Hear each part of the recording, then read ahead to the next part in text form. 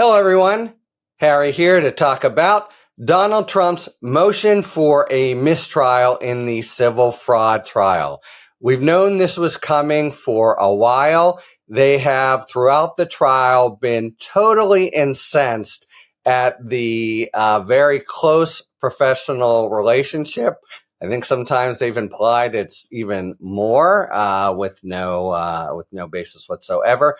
That the judge has with his principal law clerk, Allison Greenfield. Now, you may know in a lot of systems like the federal system, people have clerks for a year, but also in a lot of systems, they have a kind of career law clerk, and that's Allison Greenfield. Although this is part of their motion, she is now running to be a judge on her own.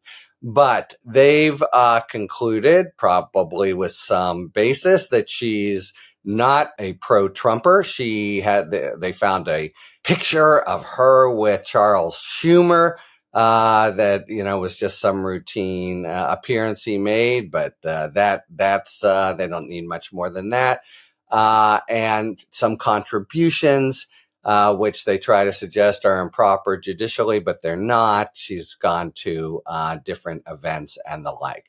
The basic beef here, they're just too close. They actually say in the motion for mistrial, he has excessively deferred to her and let her be a co-judge, is the way they put it. Sometimes permits her to pose questions to witnesses and the like. I think it's total non-starter. As Engoron himself says, I have an unfettered right to use my law clerks however I like. Definitely Court of Appeals judges who use their law clerks sometimes to draft briefs and more would know that very well. Now, it's really a pretty incendiary brief. So, there's already a big rift, no love lost between Trump and his lawyers and Engoron. And I think they're expecting to lose, but this is just stepping on a hornet's nest, right?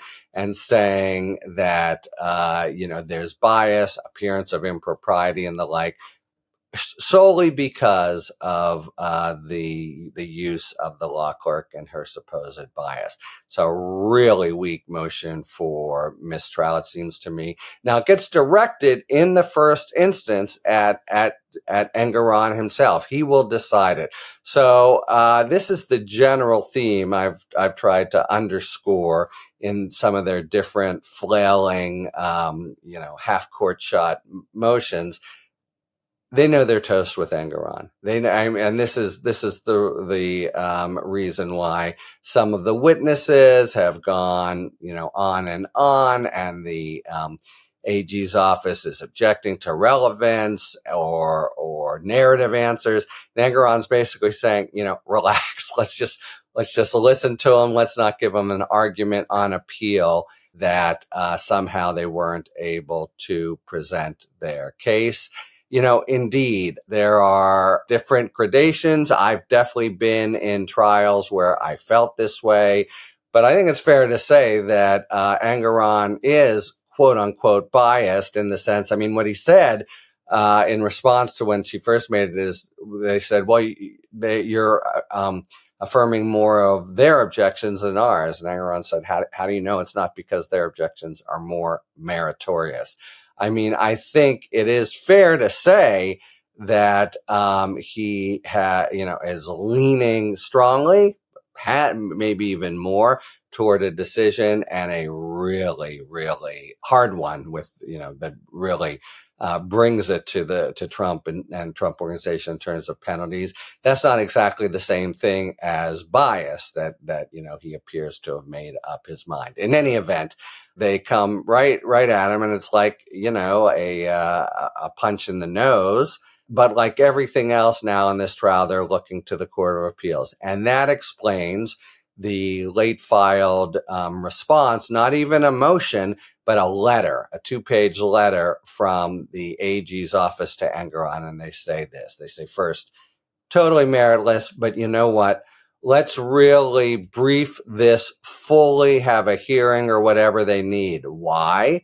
First, so we can make a full record for the Court of Appeals. So when it's decided, they'll have ample basis to say, he gave this full consideration and, put in everything about the clerk's conduct and a way she's used, et cetera. And this I think was very telling. We don't want to give him any basis for an interlocutory appeal, which listeners to Talking Feds YouTube, I think now knows, is when you interrupt proceedings to go up to the Court of Appeals. Now, the denial of a motion for mistrial should not be the basis for an interlocutory appeal.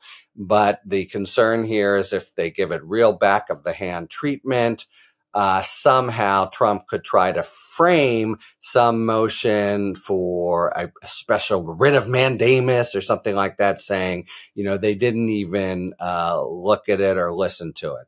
And the AG's office, I think wisely, is saying, don't give him any kind of opening like that.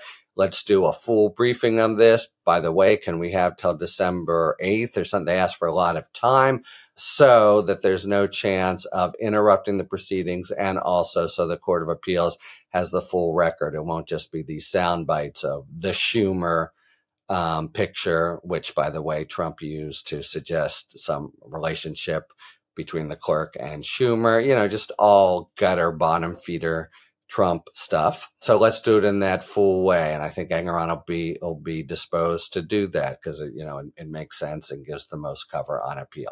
All right. So motion for mistrial. We knew it was coming. Really, doesn't get out of the gate, especially to judges on a court of appeal who use their clerks, and know themselves strongly believe we can use clerks in an unfettered way.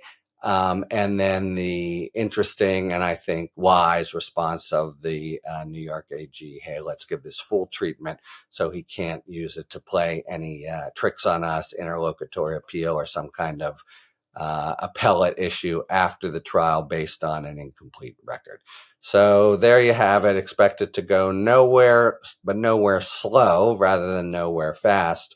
And I think Engoron will go with the process suggested by the New York AG. So this will go a little bit on the back burner for a time, but then we'll have a hearing on it in a few weeks, and it'll rise up again. But then expect a denial, and if they do it right, nothing further until after the trial is completed.